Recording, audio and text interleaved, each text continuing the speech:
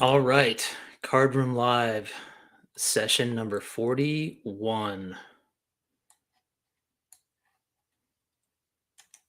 And boom, Orlando, not wasting any time. Good to see you, man. Hold on one second, everybody. I'm going to post this.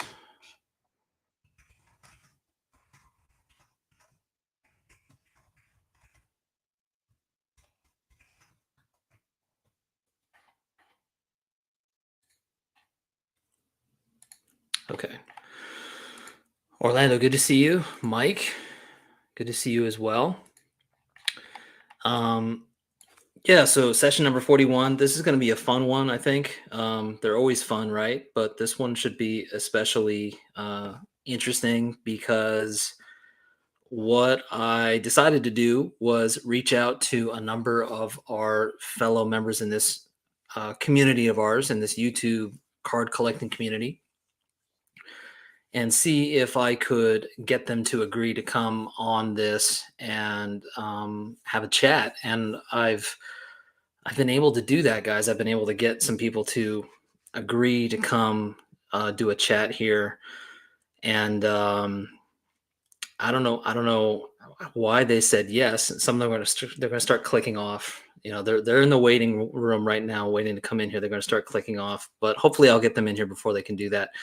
And it's going to be interesting. I came up with some questions, and we're by no means going to stick to just those questions. We could probably go off on tangents, and maybe even y'all in here are going to have some questions that you can ask these folks. But I thought it would be kind of interesting to just change things up a little bit and get a group together and get a conversation started. So it should be pretty interesting. Let me just see who else is coming in here. Sunday Night Live, exactly right. Hey, Rick, good to see you. Rick, I really enjoyed your thoughtful video that you did recently on how to deal with lulls in the hobby, and actually that might be part of what we talk about tonight. A's fan Jim, good to see you. We've got about 12 folks in here, which is a good start. So I'm going to go ahead and let some of our guests in here, and we'll get started. So we've got Scott. Hello. We've got Dom. How we doing? And we've got Nina. Hello. And we have one more guest, but we're gonna kind of pull a Han Solo, and he'll just kind of show up at the last minute, unexpectedly, and help blow up the Death Star when we need him to. Alex, I haven't received my appearance fee yet. Is that in the mail? I've got my PayPal window open, and my password's not working. So let me see if I can sort of multitask and get that figured out. But all right. Yeah, before the stream's over, we'll make sure that that's taken care of. I would appreciate that. Yeah. Thank you for your understanding. Yes. So we got Nina, we got Dom, we've got Scott, and we have a mystery guest that is gonna hop on here in just a moment. But while we're getting started, how about you guys introduce yourselves? I'm sure most of the folks in here know who y'all are, but just on the off chance that somebody is new to the YouTube thing, or maybe is new to the community, just a sense of like what you all are collecting and what your focus is most of the time. Scott, we'll start with you. Okay, I'm Scott from Reindeer Studios. I'm Nina's best friend. He is. Right. I won't spoil anything, but I collect Cleveland Indians and Guardians cards, mostly vintage. I also try to introduce a lot of art on my channel. Right. Okay. Dom? I'm Dom from Staven Sports Cards. Definitely the newest channel here for sure. I like long walks on the beach and vintage baseball cards. So That's basically what I like to collect. I kind of get distracted a lot. Don't have like a very good focus, but anything that falls under the Hall of Fame umbrella, I'm usually at least interested in. Do you like long walks on the beach with baseball cards? Occasionally, yes. Atlantic City was great for that. Nice, nice. Nina, go ahead. Yes, I'm Nina S. And I collect mostly vintage, all over the place. Currently collecting the 52 Bowman complete set, or I'm in the process of it. And like Scott, I'm a big Cleveland Indians Guardians fan. Grew up a Reds fan though, so I kind of bounce back and forth in the state. So, but I really just love collecting sports cards. So, Right. Cool. And I'll throw it in here. So I mostly collect vintage. In fact, I think that's all I collect, honestly. 50s stuff, pre-war, and autographed baseballs. Although it's been a long time since I picked up an autographed baseball, but one of these days it might happen again. Okay, cool. So I'm going to start throwing out some of these questions, and we'll see how this goes, and we'll see what you all think. So the first question I threw out to you guys, and I gave everyone here advance notice as to like what I was going to ask. I might pepper in some other stuff too, but I wanted to give you guys a chance to kind of think about what you wanted to throw in here in terms of your response. But before I do that, we have our special mystery guest ready to go, and here he is. It's Brian. Brian, unmute yourself. That would help. Oh my! It's like Zoom 2020 all over again. Like, yes. Oh yeah. Oh my God! How embarrassing!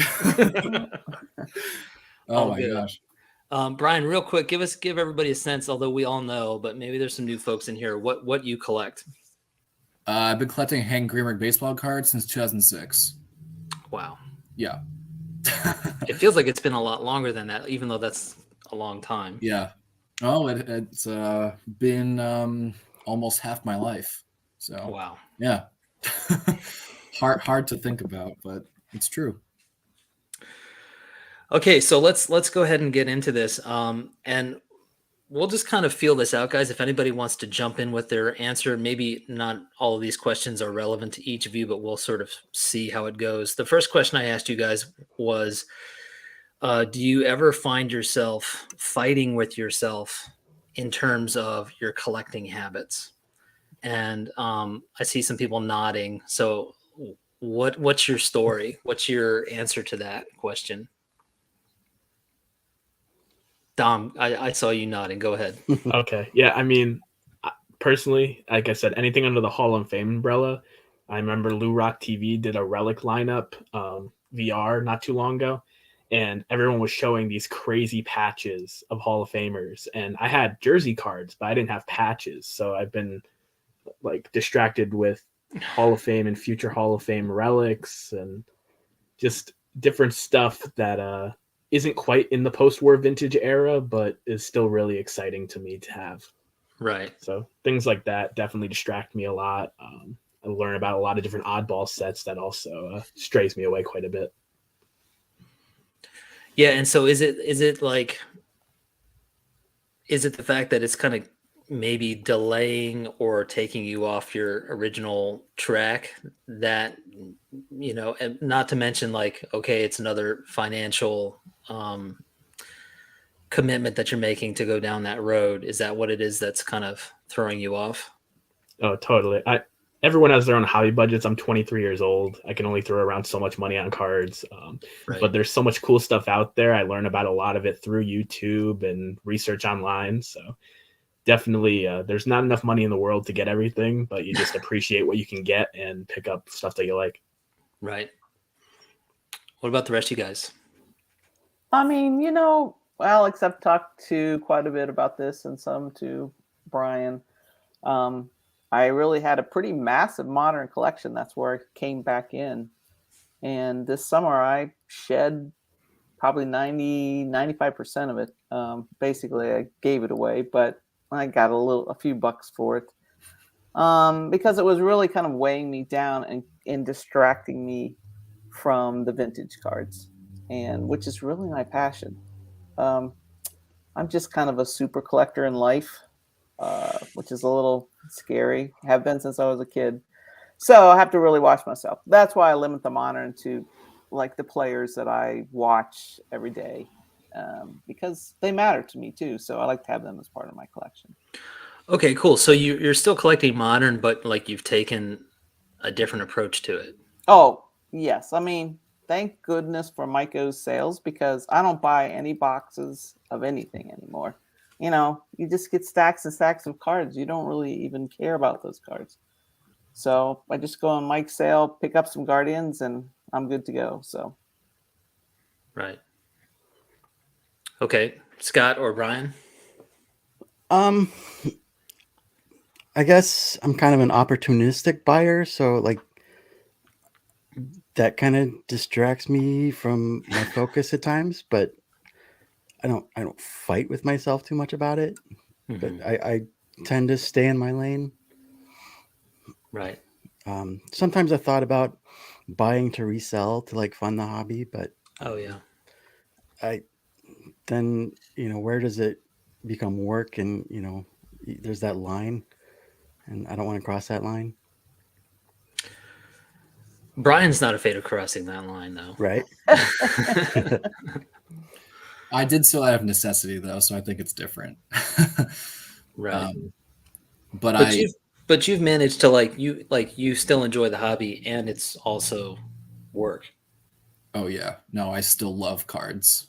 I'm obsessed with cards. Right. Yeah, I think like Scott, that's actually how I like got the hang of like doing business stuff, was like buying and selling to fund my own collection. Okay. And it was fun for me because I can, buy and sell cards that I didn't care as much about, like had the idea with buying and selling them. And so I didn't have like that attachment to the card specifically. And then when I sold it, I could like put it into something that I really cared about and maybe otherwise was like a little bit outside my budget. But to sort of answer Alex's question, I've been collecting him for so long now. It's been just kind of the way that I've like operated. Like there have been nationals where I would like look at a vintage table like full of 50s and 60s cards, and I would walk right by it because there's like no pre-war. Right. I would not do that now, right? So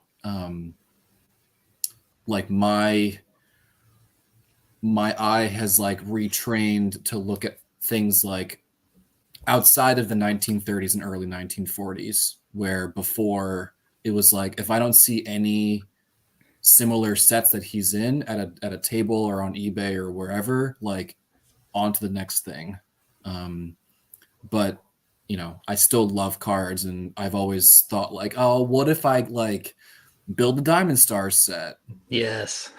And that's continually like been a conversation I sometimes have with myself. Like if I were to build a set, I would probably choose that one. But at the same time, like there's still a lot of cards in that set that I don't care that much about. So maybe I build the Hall of Fame set, but there are still like commons in that set that I still love the look of. I don't know. We can go on and on about that, but yeah, I totally have the push and pull of like not that I don't enjoy my collection. I love my collection, but like, can I buy and like keep other things that I enjoy? And sometimes yes, and most times no. Mm-hmm. Yeah, my personal sort of tug of war is I've always like once I finished the 53 set, the idea was to pick out my favorite cards from across pre-war and post-war and be real selective and go after them. And my criteria were my own. I wasn't basing my criteria on anything other than my own personal opinion about which cards are interesting to me, whether they're Hall of Famers or commons. And I've mostly stuck to that, but I wrestle with it a lot in my head because I will, every now and then, just for fun, I'll go on some trading card database and look at cards, and I'll be struck by a common card that looks interesting, and I'll add it to my list. And say a few months later, if I see it on eBay, I'll start second guessing. Well, do I actually really? Maybe I just like the look of the card. Do I need to own that card because I like the look of it? In the back of my mind, I'm a little predisposed to be worried about having too much of in my collection of cards that I like, but not necessarily that I love. And so I'm being my own critic, I guess, and in the process driving myself crazy as to like what I actually want and what I can let go to the wayside. But I guess that's what we're all doing is, we have certain goals, and having a goal like, getting every Hall of Famer or building a set. I love those kinds of goals because they're really specific. But when you're kind of just picking and choosing, it's a lot more, it has more of an ebb and flow to it, I guess. Right. And I just as you were speaking there, I was thinking about like what you were saying about looking at and finding a card on like trading card database. I think like for a lot of collectors, that's sometimes the most exciting part is like the discovery phase is like you find this thing, you're like, holy crap, I love this card. Like, and you're like researching, you're like looking on eBay, you're looking on wherever, you're like, it captures like your imagination. You can't stop thinking about that card. So I think like that discovery phase is like really like crucial and really and maybe like the most fun part about collecting. One could argue. Sure, yeah. And for me, the question is like the staying power of that. Like, do I still feel the same way about that card months from now? Okay, here's another one. What's an aspect of the hobby, whether it's your own personal collecting experience or just the hobby in general, that makes you cautious or worry? I left this kind of really open-ended because it could be really specific to you, or it could just be like something that you're noticing trend-wise or anything like that. Anything stand out to you guys? So for me, like I try not to get caught up in the health of the hobby. I think what worries me the most is my family. Like I have to keep myself in check, both with my time. Like today I spent all day editing, which I feel guilty about that, but like they don't care. But and then am I spending too much too? Like could that money go towards a vacation or college or whatever? And I feel like I do a pretty good job of balancing that. And I told my wife just like absolutely be upfront with me about anything if it looks like I'm getting out of hand. But I think I do a good job keeping in check because I do worry about it a lot. No, that's a really good point. I like right now I'm not really getting much of anything, and that's partially because I've got a lot of stuff going on, some potential trips and things coming up, and it's like, all right, I have to be reasonable and not look at eBay. I mean, I am looking at eBay, but I'm not pulling any triggers, and you have to sort of keep all of that in mind. So that's a good thing to worry about for sure. Tell me, when you were thinking about that question, what were you thinking about, Alex? For me, I guess it was more like, are there aspects to collecting? Are there aspects to the hobby that that give you pause, or that like could potentially create situations that make it not fun, or create problems instead of, because the hobby is supposed to be a place for us to go and escape for a little while and enjoy a certain part of life that hopefully isn't stressful, but I think sometimes the hobby can get stressful. So it was more in that vein.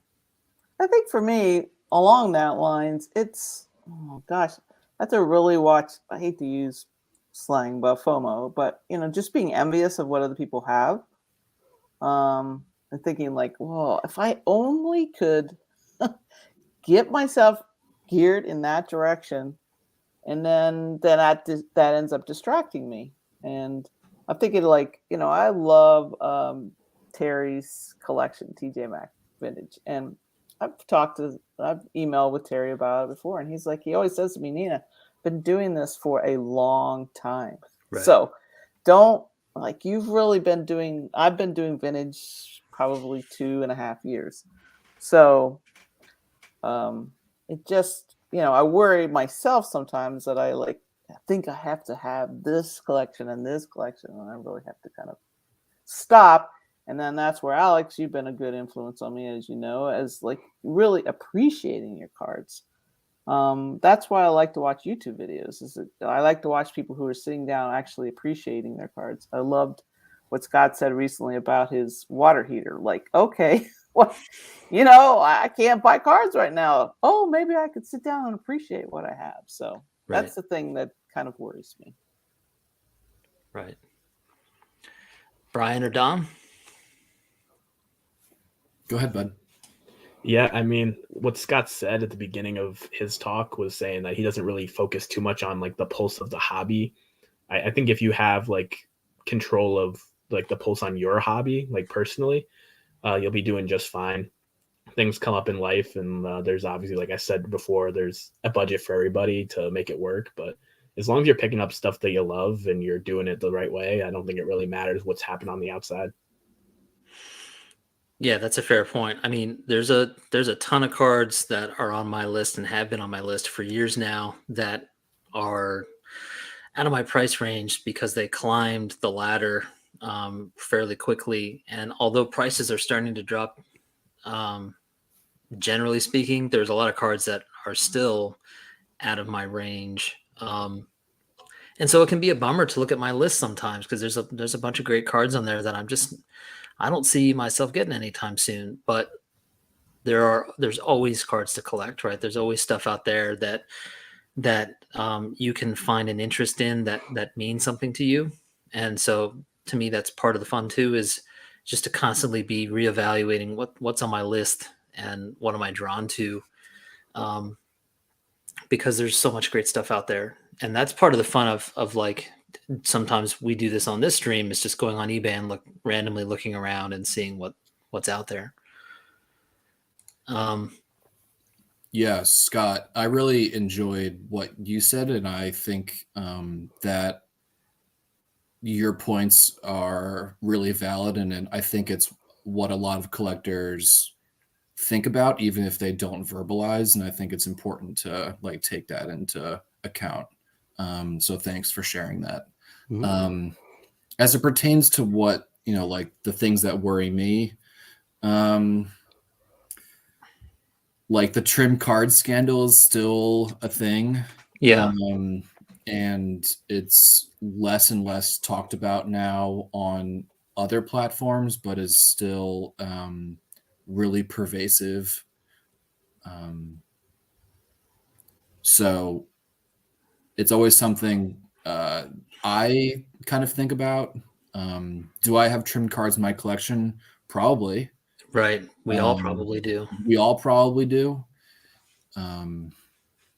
So it's something that I have kind of grown to accept, but still suspicious of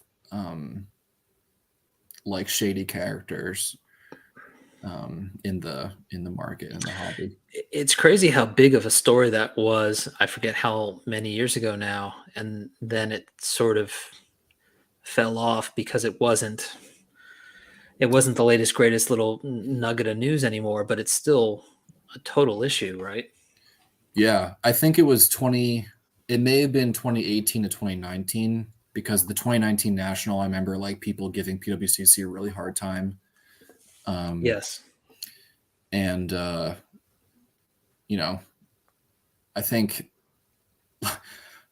other like headlines have just taken like the like more importance, and that was kind of put on the back burner. But it's still, people are still discovering cards that are being altered Right. like all the time. So yeah, it's definitely still out there. It's an issue. It reminds me of one of the things that I quickly figured out about like autographs when I started getting into autograph baseball collecting, which is that there are lots of fakes out there, and there's a whole history of fakes and different stories and things, and they're still very pervasive. I'm a member of a Facebook group, and the whole purpose of the group is to identify fakes. Um, and so it's kind of the same thing. It's like, do I have an autograph in my collection that's a forgery? I think it's highly possible. But I try to do my due diligence and study the signatures and, get it authenticated and have a few people check it out and, give it the once over. And even after all that, you never know. But it's part of the hazard of being in this hobby is that there are some nefarious folks out there.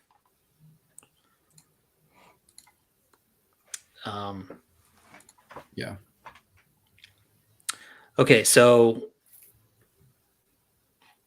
4 of my favorite people and a guy. I who love needs a that. shave. I love that Hey, comment. I might need a shave, so I don't know. Don, Brian, yeah. So I should. okay, so here's my most cynical question for the night. I like to ask this question because I think I've asked this a number of times in the past because I'm kind of fixated on it. I read this article months ago. I don't remember where it was, but it was an article about memorabilia and collecting, and it was really just about kind of collecting in general. But the article focused on people that collected Elvis Presley memorabilia and like antique furniture. I mean, you can't get more different than that, right? But the crux of the article was that the Elvis memorabilia folks were discovering that prices were dropping because fewer and fewer people were as interested in Elvis as they had once been, and that's a generational thing. And then the furniture collectors were saying that more and more people are interested in mid-century furniture, which is why companies like IKEA and Target are making mid-century mass-produced furniture, and they're more interested in that. So they're less interested in like some fancy looking 19th century furniture or whatever. So that stuff's going for cheap. So my question is, all these vintage cars that we're collecting, what's the chance in 50 or 100 years that they're gonna retain their value, whether it's like the cultural value in terms of just like recognition, but also the financial value? What do you guys think? I'm dying to hear what Brian thinks. Oh, you want me to go first and break the ice? Yeah, I think this is your right up No, your I alley. think we can all like equally contribute to this one. But I guess I'll take a crack at it. I think the answer is yes. I think with each example you provided, like Elvis, like the population that is listening to Elvis is like morbidly like shrinking daily. Yeah. Like I don't think people my and Dom's generation are listening to Elvis Presley. So can they appreciate them? Can they appreciate his like impact on culture and music the same way that someone in the generation that like grew up listening to Elvis could? The answer is probably not, unless you're like an audiophile or like someone who like studies music and like knows his impact. The regular lay person in like a millennial or even like a Gen X, like and newer will not appreciate him as much. That's like my little theory. Or they could, but they don't need to go buy some original album. They might just listen to it on Spotify in Yeah. passing, right? Yeah. That's another great point. As far as furniture goes, styles change. Right. And so, like, I mean, we see it with like fashion and like garments all the time too. Like, things that were like popular in the 80s, the 70s are now like reemerging as like things that like Gen Zs are wearing, or like people in Brooklyn, like where I live, like, or like Portland, Oregon, or wherever. Like, put like young people anywhere, and they're gonna tell you like what people are wearing. Sure. And so, to like take that idea and then apply it to furniture, it's probably a similar argument, the way I think of it. Right.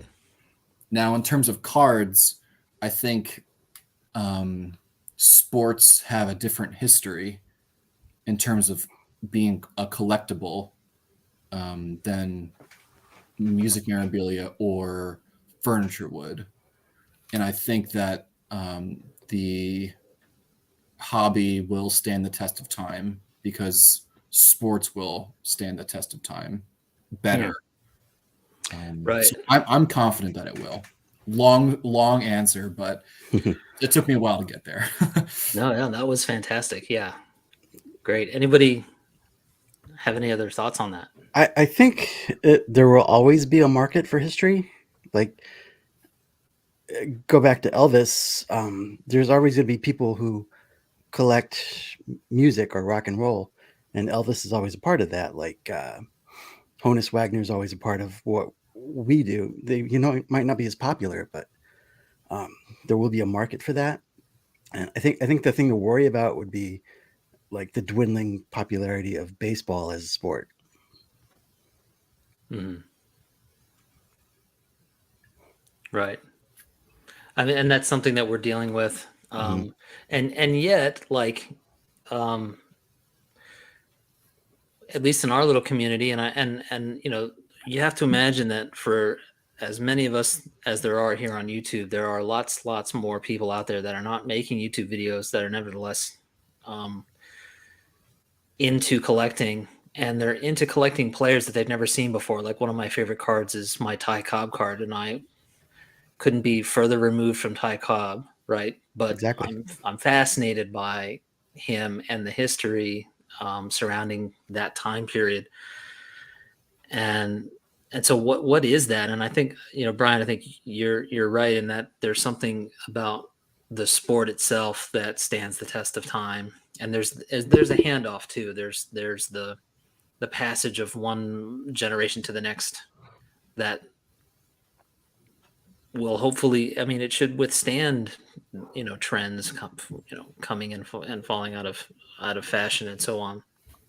I think as the old gal of the group, because I could be most of your mothers or grandmothers. The older you get, the more nostalgic you get. And so, it's really cool.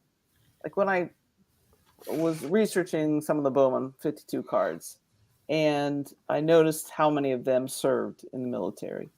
And I'm thinking, like, oh, my dad was in the Navy.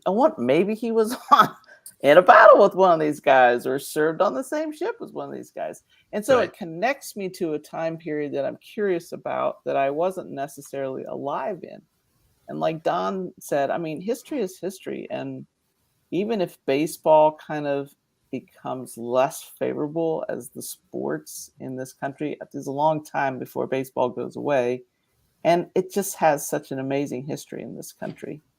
And if you love history, I mean, baseball is so connected to our history. So it doesn't really worry me, maybe because I am old. Like, I'm like, oh, well, somebody will get these cards one day. But just to add on to, like, Scott has inspired me to learn to sketch in my retirement. And one of the things that I'm learning about is the sketch is not about the end product for me. It's about the creation. And I think that's what, with the hobby, It's about what I'm doing with these cards right now and what they are teaching me or helping me to remember or relate to. And I figure someday somebody else will want the same experience. Whether I make a lot of money from it, I don't really care about it. So it's probably if you write to me, I could put you all in my will and we'll see who, because I don't know, everybody in my family wants these cards. So just shoot me an email. All right. Right. That sounds like a great way to look at it, Nina. Yeah, I think one of the really cool things about YouTube is just all of us, whether we're consciously thinking about this or not, we are also keeping all of these stories alive. I mean, like on a daily basis, I will hear the most random bits of interesting trivia from players from the past 100 years that I probably never would have heard had it not been for YouTube. And maybe more than ever before, all of these stories are much more in the zeitgeist, let's say, because we're all talking about them all the time and like keeping them going. Like a few months ago, somebody sent me, it might have been one of you guys, somebody sent me a video of Honus Wagner doing an interview. And as I was listening to it, I was like, I don't think I ever heard Honus Wagner speak. And that was like such a fascinating moment. It's like, oh, there. I know who he is. I thought I knew him so well, but I've never heard the guy talk before. And, so that's now with me. And I don't know, there's this nice passing of the torch that I think will keep it alive for all the reasons you guys are saying, which is that baseball is so connected to the history of the country. And it's just fascinating. Like there's so much to go back to. And this was the other thing I was thinking about. If we're worried about baseball not being popular, baseball has had a really rough history. Like there have been times where the sport was in real trouble, and was falling out of favor. So I think if you go back and look, I mean, I'm reminding myself of this because I'm rewatching the Ken Burns documentary, and there's a lot of stuff in the like late 19th century, early 20th century was like, this may not survive. So I think it's been through worse times. Okay, so that's the doomsday question, and that went really well. I mean, I knew you guys were going to pull it out of, it was really just to sort of, I knew you guys were going to bring the positivity. So you guys have kind of touched upon this already, but I'll throw it out there. Do you consider your collection an investment? Is the value of your cards and what happens to your collection when you tire of it or sell it off or pass it on to somebody, is that ever on your mind as you're amassing your collection? So I consider my IRAs and my mutual funds investment. And baseball cards are fun. And I learned from my youth, buying all the Greg Jeffries cards that doesn't work all the time. So I like genuinely collect what I enjoy, and some of it's expensive and some of it's Don Mossy. And quite frankly, when I'm gone, I'm gone. I don't care what happens to it. Maybe I'll be at a point where I can get rid of it for the sake of my family, but if they want to sell it, they can sell it, and if they want to keep it, they can keep it. And I don't care. I'm not around anymore. Right. Is your son at all interested? He's not at the moment. He knows what it means to me, but yeah. It's all Lego for him. Like he'll probably want to sell off my collection and buy more Lego. Right. Yikes. No, but I mean, Lego Legos are retains huge. value. They're huge on eBay. I mean, certain sets, certain eras. It's whatever you're interested in. Dom, you're the young guy here. What do you think about investment? Yeah, I mean, anything that you're putting money out into, I mean, we don't want to just throw it away, but if you're enjoying what you're picking up, especially, I forgot who said it, but when you're watching the investment channels, what they're telling you to buy, if you just bought what a collector is picking up, you'll be able to have the collecting focus while also getting the investment appreciation like over time, with some like the older stuff. So there's definitely an investment aspect to collecting, especially with vintage, but it's not at the forefront for me, especially just with how young my collection still is and how many more things that I want to get. But it's definitely something that crosses your mind when you're spending money on anything, for sure. I just don't think you can go wrong with vintage. I just, when I watch what the prices have done since I've bought some vintage cards, and I know, Alex, you've talked about how your Bowman 53, your 53 collection would have been so much harder now because of the prices. Yeah. I mean, I just think vintage just seems to be the best investment. And I've tried the other path. I tried to be Filmington, and I was not Filmington. He's got a great mind, and he knows when to buy and sell, and obviously Brian does too. And that just didn't work for me. And it wasn't like Dom just said, I wasn't really enjoying it. I was just like worried about, do I sell this now? I sold a card, and everybody's like, you should have waited longer. I'm like, this is too stressful. I'm just gonna buy Pee Wee Reese and be done with it. So Yes. Yeah. Solid investment. Yeah, I remember when all of this investor channel stuff started, I guess around the pandemic. And I was upset because they took that word, because to me it is an investment. It's an investment of my time, my energy, my interest. I could be doing other things. Maybe I should be doing other things, and I'm not. I'm doing this. So I want to make sure that if I'm going to do this, that it's worth my time and energy. And I invest time in YouTube, and I invest time in searching for cards and trying to figure out what I want my collection to be like. So it's not the type of investment that they're talking about in those videos, but to me, that's the investment. And when I hand off this collection to somebody in the future, whether it's my own kids or my nephew or whoever,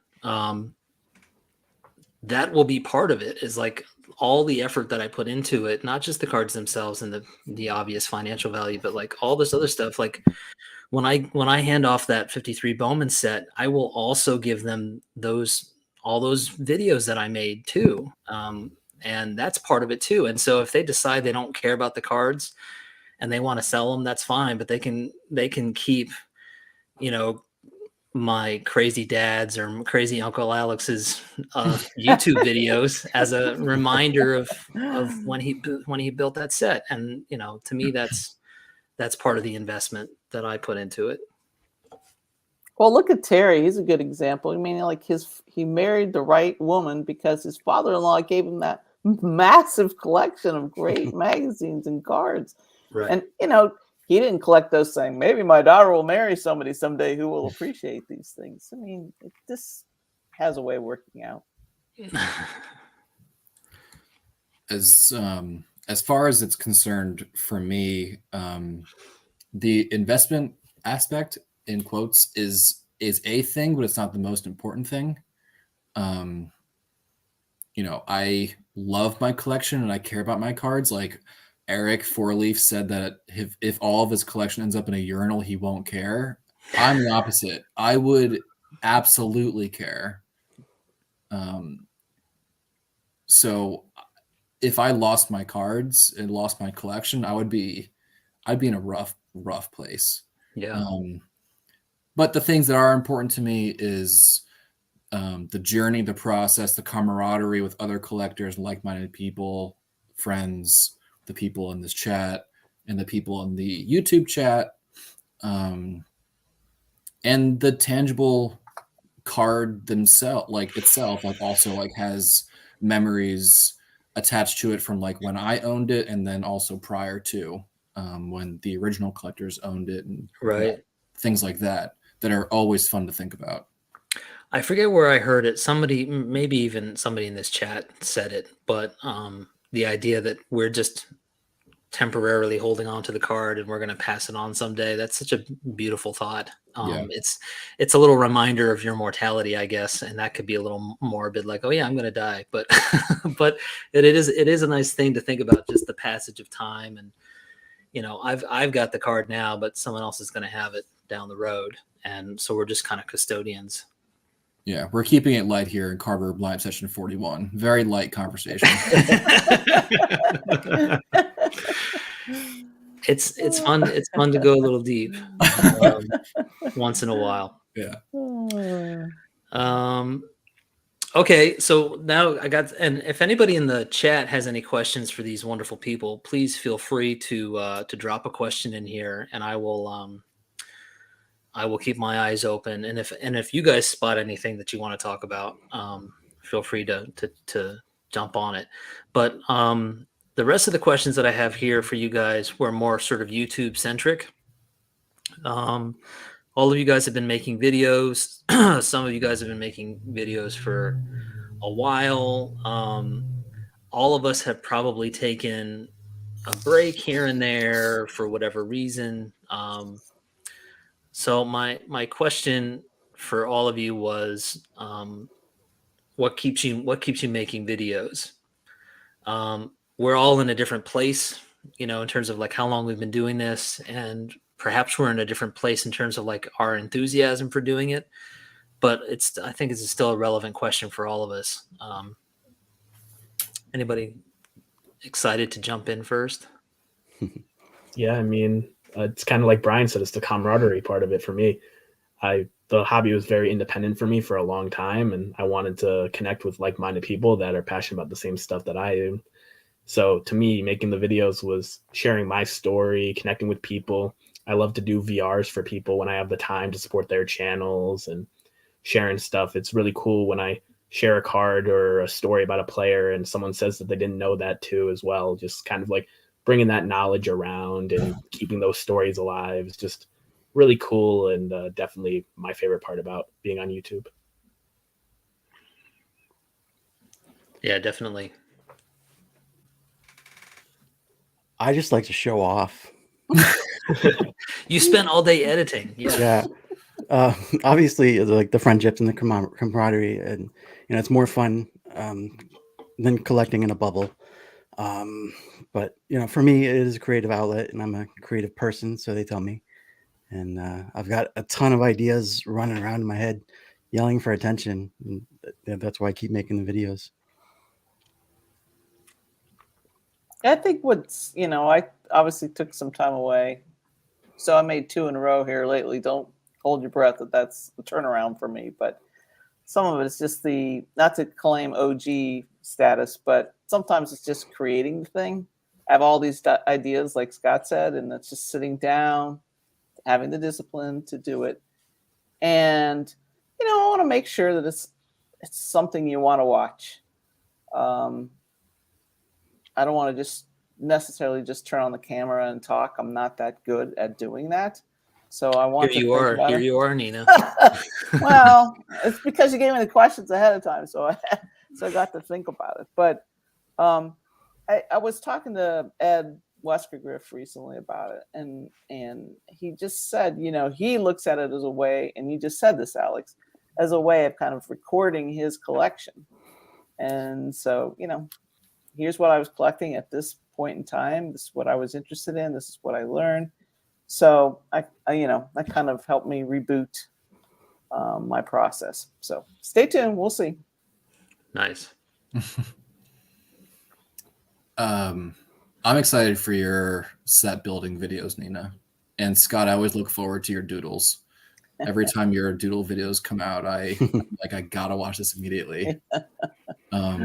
When I was a lot younger, I used to draw a lot, and it actually impacted my performance in school. I would just cover notebooks, the pocket agenda that you'd get in school.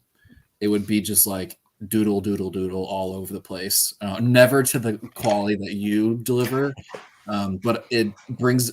I can appreciate the level that you have it at. So that's why I enjoy those. What was the question? My ADHD is kicking in. What keeps you making videos? What keeps you making videos? Yeah. I just think it's fun for me. Like people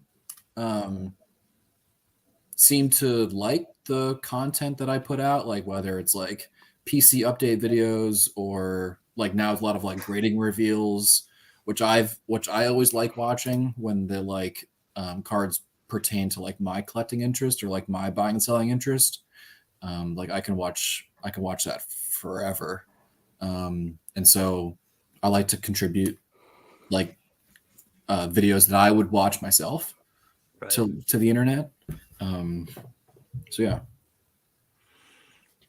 You're always at shows, Brian. So you're always sharing. Oh, I found this at this show and this and this show. I mean, where I live, I'm kind of in a desert of card shows. So it's just fun to see what you found out there.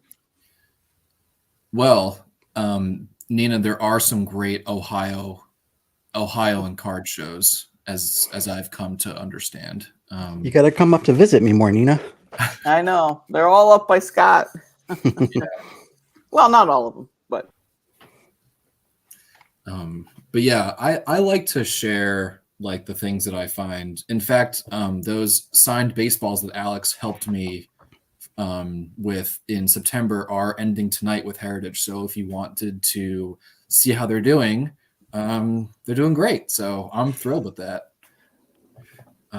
But yeah, so I'm curious as to hear what Alex has to say about that, about his like why he keeps Making videos. Yeah, I mean, Yeah. I haven't been making a whole lot lately. I mean, this is why the Card Room Live thing is so good for me, because it allows me to continue to stay involved in the community beyond, I mean, obviously like leaving comments, watching other people's videos, jumping on other live streams when I can. That's one thing that I like about this. And I think that anybody that does live streams would say the same thing. It's like, it's a way to kind of stay in the community and keep active. Mail days are obvious and fun, but I'm not getting cards right now.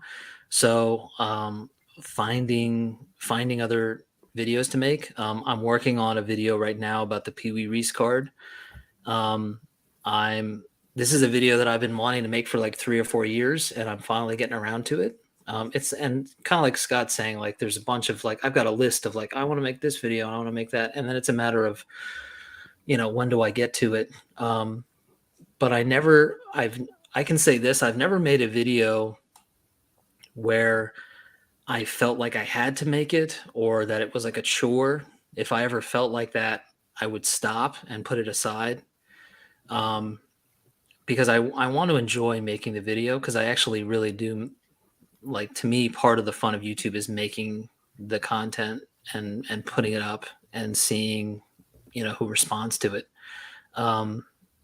So if I'm not having fun with it, then I don't want to do it. But the good news is I still have fun with it. I still like trying to come up with ways to approach it.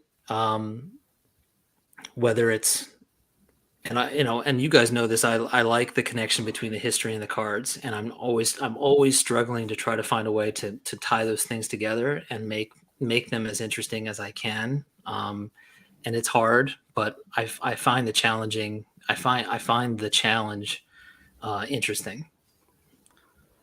So your videos are like Netflix. Like you get hooked into a series and you have to wait 2 years. But when it comes out, I am there, because, you know, it's such a beautiful production. So you and Scott have these very dreamy videos, but we're not all called to do that. I mean, that obviously that's your profession, but we thank you for taking the time to use your profession to create those videos. So, well, thank you. It's fun.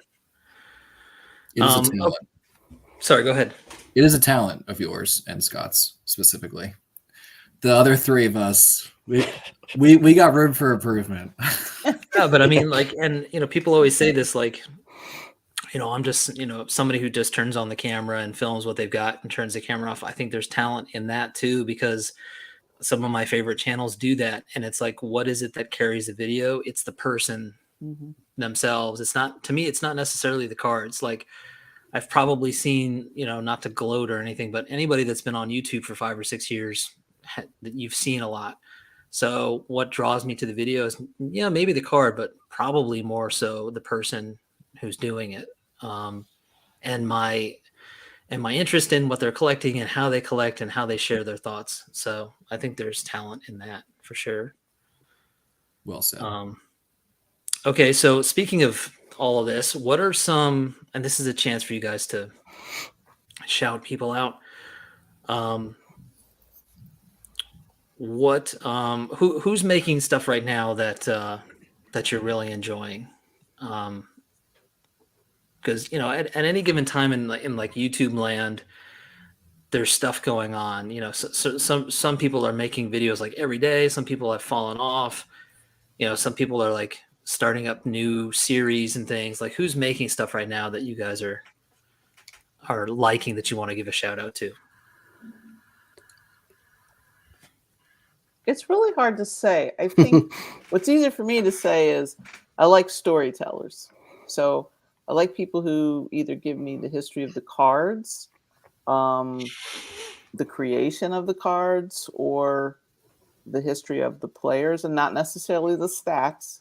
I mean, I think stats we can all get, but I just like the really good storytellers. And each one of us are, some days I'm a better storyteller than other days. And, for me, Terry is a great storyteller. And the way he kind of sets his up in a triptych or 3 cards or 4 cards, he concentrates on that storytelling. And he doesn't have any flashy intro or, any funny sayings. He just tells great stories. So, right. And he's got that accent.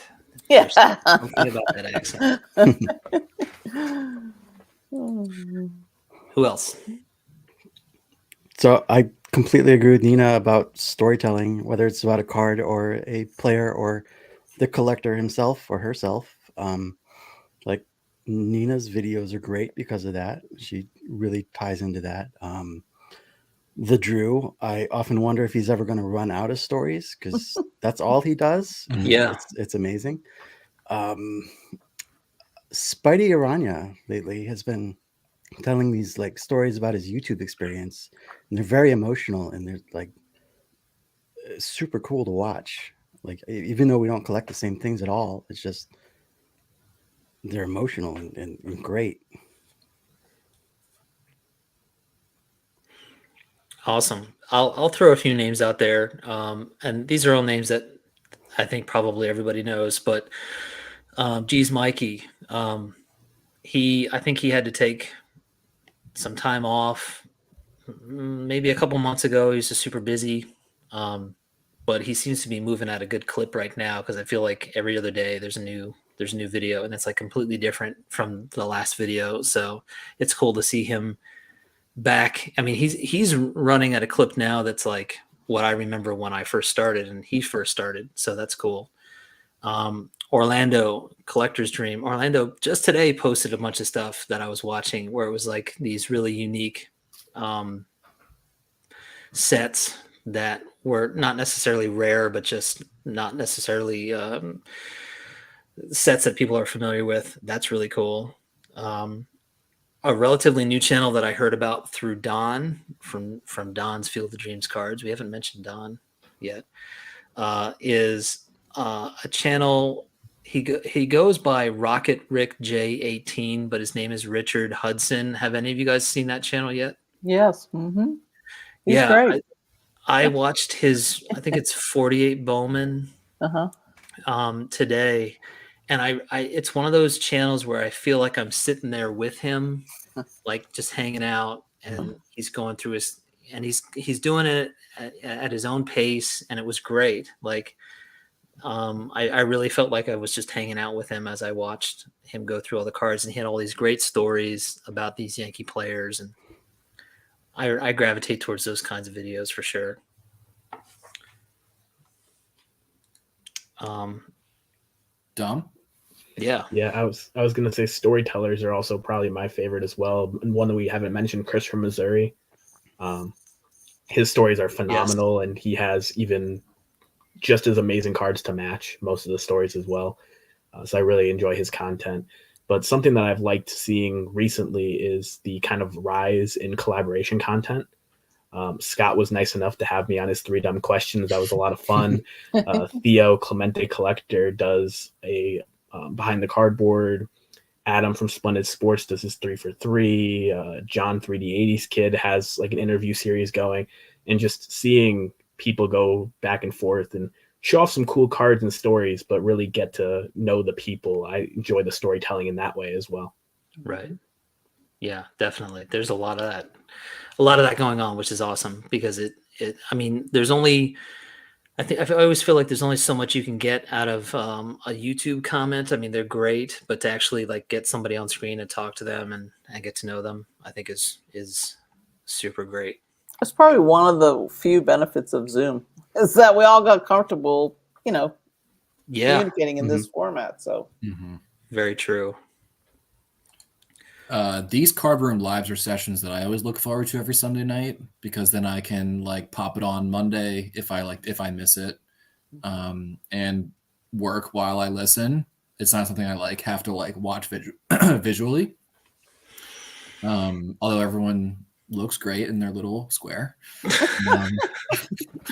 but it's nice to listen to as other things are happening. I love looking at people show cards that I don't often see. And so like pre-war tobacco, like obscure things, cards and sets that I like personally have never seen or even heard sometimes before are all really interesting to me. Yeah. Of course, the storytelling like is wonderful. There is a great channel, and I think it's called A Piece of History. Rhett is it's a small channel, but his name is Rhett, and I think he's on Net54. I'm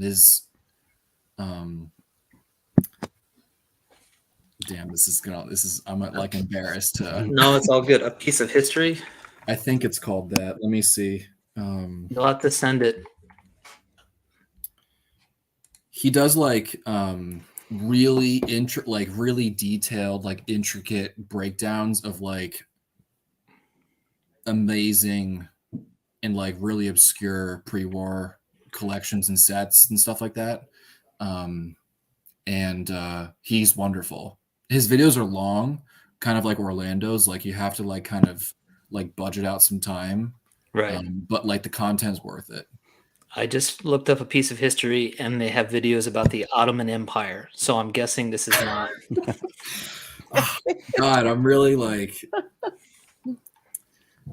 Oh, is it Stars of the Diamond? Yes, thank you. That's TJ. Yes, that's an amazing channel. Yes, thank you, Yeah. TJ. Stars of the Diamond. Yeah, he shows like a lot of Z nuts, and yeah. He did a video maybe a year ago where he had, and you just went through this yourself, Brian, where he had an album and he had to take the cards out of it very carefully and without destroying the backs. Yeah, that channel's great.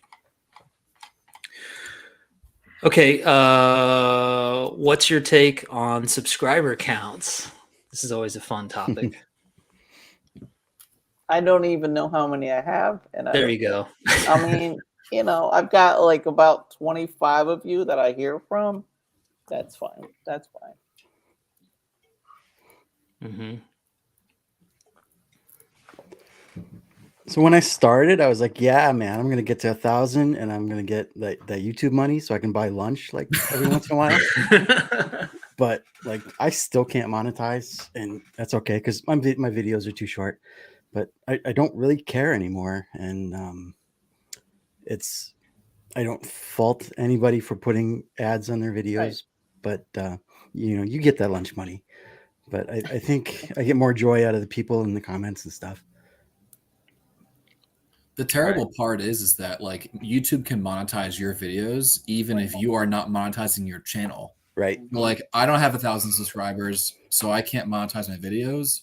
But like if my video gets over 100 views, like they're gonna put an ad, maybe like on both sides of it, which is so stupid. Right. Right.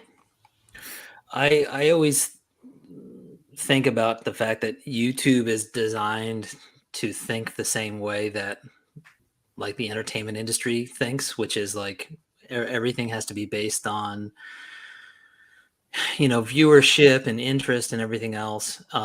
And we have to turn that into statistics, and we have to measure it. And so then even if you didn't care about that, it's being thrown at you, and it's hard to not see it, right? It's hard to not see how many views you're getting or how many subscribers or whatever. But like you all are saying, at some point I realized what matters to me most is whether or not anybody's out there and watching and connecting and asking questions and saying hello. And if people are, that's how you know you have a good channel. I think it's easy to say, oh, I have this many subscribers, therefore it means X, Y, and Z. But to me, the sign of a healthy, fun YouTube channel is when you see comments in the videos. To be fair, not everybody has time to comment. I know that I many times will watch a lot of videos that I don't have the time to stop and type some thoughts out. And it's not because I didn't like the video. It's just I didn't have the time to do it. So comments aren't everything, but I should say comments are not a sign of everything, but it's the connections that matter the most. We all say that, but I do think that sometimes it's hard to not look at the numbers. Although I will say, like, there are some of these sort of let's say impersonal channels out there that have like thousands and thousands of subscribers, but very little engagement. And conversely, there's a channel out there that has maybe 50 subscribers, and there's a great conversation happening on each of their videos. So Yeah, totally. That's something I've been trying. I watch a lot of videos, but I don't always comment. And what you said just kind of reminds me of why it's important to, even if it's just a sentence or two. I liked your video. Thanks for taking the time to make these. I mean, no, I get varying amounts of comments, but every comment matters to me. I'm like, oh, okay, so and so, Scott watched this one again, and he laughed because it went over 10 minutes. But I think it's important. So that's kind of a 2023 goal for me, just to get back into at least saying hello. I see a lot of people saying that they watch their YouTube stuff on a TV, so they're not able to comment, which, I mean, that makes total sense. Plus, to stop and comment means you have less time to watch more videos. Right. So, and some of us, it's like, okay, I've got the next 15 minutes or 20 minutes to watch the videos. I'm going to try to watch as much as I can. So I totally get that. Well, Mangini was on Elite Hunters video the other night, and he was saying how, there's so many great new channels, and it's hard, first of all, to watch all the channels. It's getting challenging, and then to comment on top of it. So, we do the best we can. Right. Yeah, sometimes when I'm watching, I only watch really YouTube when I'm at my place and I can stream it to my TV. And so sometimes, like, when the video's ending, I'm like ready to comment, but then it ends. So it like on to the next video. So I have to go back to the video, start it again, and then this is like a stupid problem. I'm like the first to admit that, but I have to like start it again, comment, and then like skip to the next video. Yeah. It's a stupid, maybe avoidable thing that I deal with on a daily basis. I struggle sometimes with like what I want to say, because after a while, just saying this is a great video, it kind of feels a little, rote. But so I'm just trying to think of something that's like more specific to whatever they did. And then I'm just sitting here thinking, like, what should I type? And it's like, oh gosh, this is never going to happen. Like, I'll get one comment done. But comments are fun. Yeah, Comments are fun to get. I mean, that's the thing is like, as a YouTuber, when I see all those comments, it's like I'm excited Right. yeah, to get through them all and talk to those people. yeah. Some I people mean, are super commenters too. I mean, I'm not going to shout them out right now, but there are some people who are so great. They're specific with their comments. They give you more than one or two sentences. It's just, I'm very, those people matter, and they comment on a lot of people's videos, so they're kind of my heroes. I don't know that I'll get to that stage, but thank you to all of you who do that. You know who Yeah. you are. Yeah, thank you to the commenters. I think comments are important because we put energy and time like into the videos, and it's good to hear when people like appreciate what we're doing, Mm-hmm. like on a very simple level.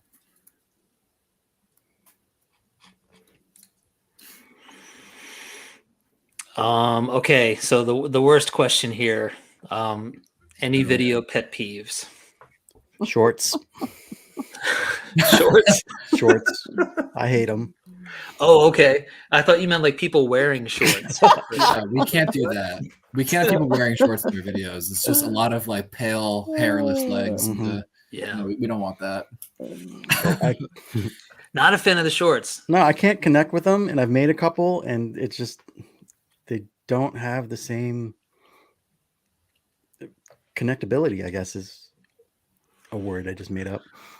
I will say the one person that I've seen make shorts in this community that I want to give a shout out to is John Keating. That 70s card show. He's done a handful of them that were really, really entertaining. So John, if you're here, kudos to you. He was for a little bit in the chat. I saw him. What other pet peeves? Okay, so Women Unite. I have to say, there are sometimes people will say, "Oh, men collect," 45-year-old men, 40, this, and I just want to say that there are women out there, not just me, who collect. I think a lot of them are probably not as vocal, and I'm very grateful to all of you that have just like included me as one of the boys. But I think to just be careful of your comments and what you say. I'm not saying like bad language. I'm just saying be inclusionary of women, because you just don't know which women are out there watching. Right. So, and I know there are other women in the community. I'm not connected to them. Funny, I don't know if they don't collect much vintage, but yeah, we are out here. We love to collect too. Yeah. I mean, and that speaks to a larger point too, which is that you just never know who's, it's not just people commenting. It's not just people in the chat. There's a lot of other people that could potentially be positively or negatively influenced by whatever you're saying. Right. Mm-hmm. Yeah. For anyone in the comments or in this chat, Nina, that's a excellent sentiment. There is a great channel called Women of the Hobby. It's like a new little group, I think, that like formed at least like a year or so ago, and they had like a presence in like the corporate section of the National. They have a nice Instagram account and a great channel where they like interview female collector, like women who collect.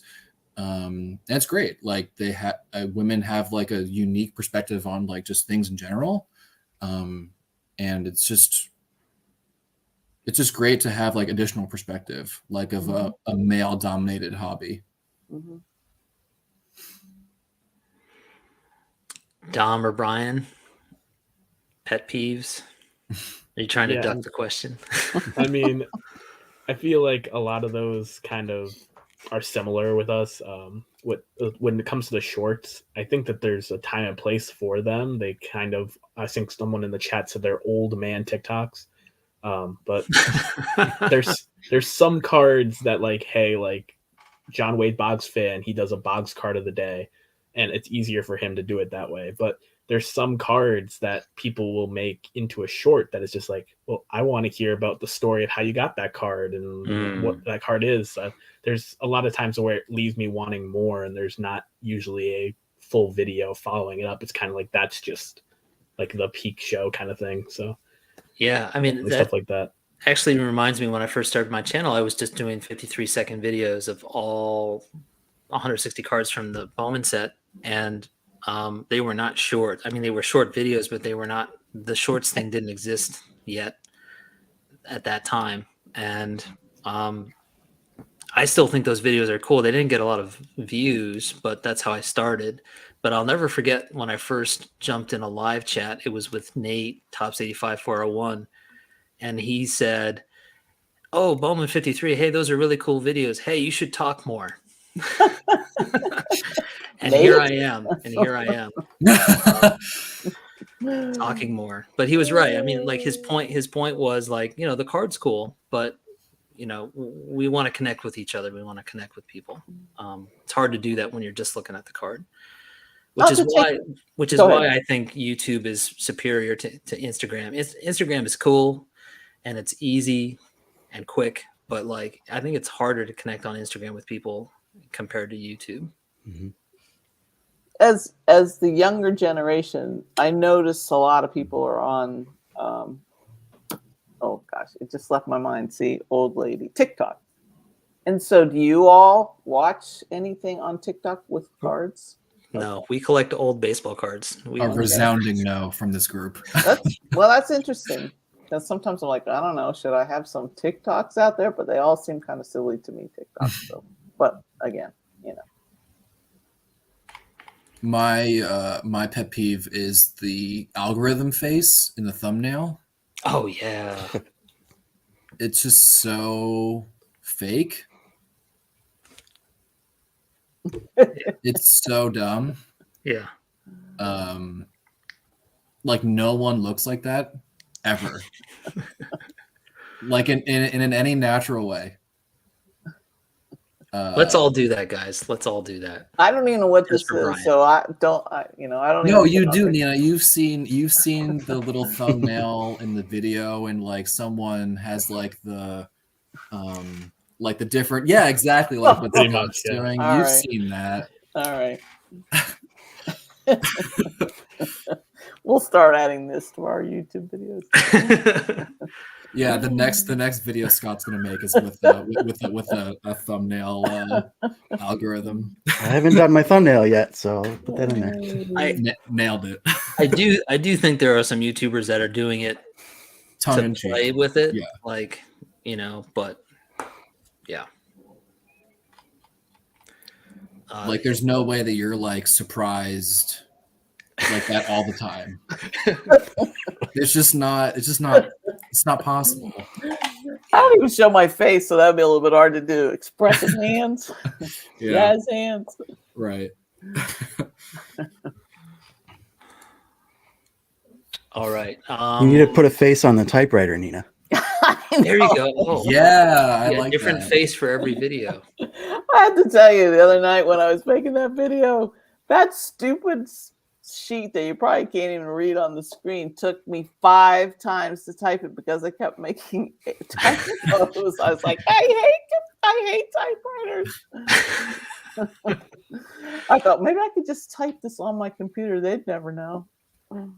So I have definitely like not because of a typewriting issue, but I have definitely like sort of stopped in the middle of making a YouTube video. Like, that's it. I'm not doing this today. I'll do this tomorrow. Like just lose my cool.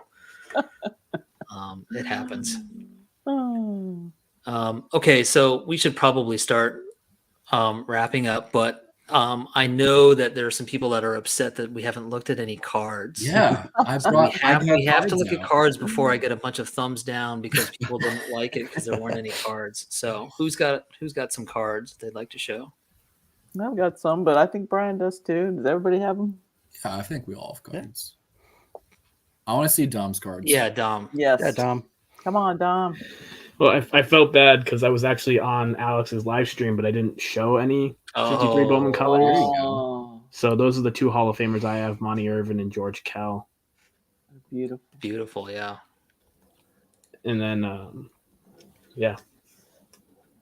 Great. Well, we can kind of go around. Nina, how about you? Okay. I've got these 2 recently from I gotta make sure I don't get glare for you. Oh yeah, Ooh, wow. Brian. yeah. So I'm terrible at this. There it is. The 2 Bowman. Great. Campy. And then I had never seen this card, the 63 Fleer of Roberto Clemente. That's amazing. Yeah. And it's a then good one card. more, just this is Alex helped me. This is part of my first base collection. Yes. Whitey Lockman. And you got a good one. That card is tricky to find. Centered. Yeah, nice centered. He does have a little bit of a crease in him, but who cares? Must have been Yeah, all some good. little boy put it in his pocket and it got creased. So, oopsie, Yeah. there goes my card. I'll be right back. Scott? I bought this from Alex. No, you didn't. No, you didn't. Brian, I'm sorry. That's for me. I was like, is that some sort of a joke? Because I My apologies. And then Nina gave me this a long time ago. It's a I love Terry this. Turner, George Stovall. It's a great image. The first time I met her, she just, here, you can have this. What? Very So thank you, cool. Nina, again. You're welcome, buddy. And thank you, Brian, but not Alex. Yeah, I don't deserve any thanks. Yeah. All right, Um, Brian, you're up. I pulled out my favorite Greenberg cards. But first, I want to start with this one. This is my T206 that I made at the 2019 National. I You tried to look nailed the face, the at Eddie expression. Plank. I'm a little too far to the right. If I could take it again, I would be a little like, I don't know. That's beautiful. Yeah, but this is a PC for life. I really should have done that. I don't know why I didn't do that. Yeah, they didn't do it in 2021 or 2022, which is a shame because it was super popular. Max is in the comments. He's funny because we were together in line and he was posing as Ty Cobb, but they took the picture too quickly and he didn't like pose in the way that he wanted to, so he was so upset. Oh man, some people have like really good ones of those, but anyway, it was in my little stack. So all Greenberg. This is the 35 Diamond Star Error in a SGC 6. I think if this card was graded 10 years ago, it would be like a 7. But this is a killer. It's beautiful. This is one of my favorites. This 41. Maybe I can like turn this on. No, that's worse. I don't have great light in here. 41 play ball. The color on this card is unbelievable, and the borders are like so white. It's an amazing card. This is one of my favorite cards in my entire collection. Oh yeah. This is a 38 Gaudy Hank Greenberg. PSA messed up the label. Is not card 277. It's card 253 in the low number series. But the special part about this card is that the signature it can be dated to around 1938. So it is an incredible period signature, and this card comes with a great story. And if you haven't seen it or know of that story, I do a video dedicated about this card. I'll show only one more. A card that does not get enough love on my channel is this one. One of the rarest cards in my entire collection. This is a 1934 Annis Furs Hank Greenberg rookie issue, Detroit Regional. Cards from this set are really, really, really difficult to find. I had collected, like I said, since 2006. I knew of this card's existence, and I honestly thought that I would never, ever own one. And in 2018, I won an auction on eBay for this card raw, and I was in disbelief when I did it. When I won the card, I won it for like considerably less than I was willing to pay for it. This is a truly impossible Greenberg card. And so anyone who knows 30s Tigers cards or Tigers cards in general or Greenberg cards in general knows how difficult this set is. And I'm thankful to have two 2 of these cards. So this is the better one that I have. Wow. Beautiful. And aside from being rare, it's a fantastic shot of him too. Yeah, it is great. Kneeling with bats, like Don Yeah. Don likes. You see that in there? Environment. It's in there. Lots of Kneeling with bats. How about you, Alex?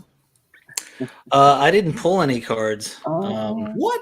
Just roll your camera back Here. to that shelf. Here's a raw Pee Wee Reese. It's just always sitting here.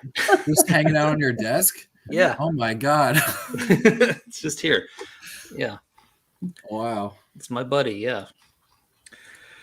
All right. That's probably a good place for us to end this on. Thank you so much, guys. Scott, Don, Brian, Nina. This was fantastic. You all are great people, great members of this community. And thank you so much for your time and your knowledge and your opinions. I threw some weird questions at you guys and you handled it well. And thanks everybody for the comments and for checking it out. So we'll do this again next Sunday. And until then, have a good night, everybody. Thanks, Thanks, Alex. You're the best. Thank Thanks. you. Thank you.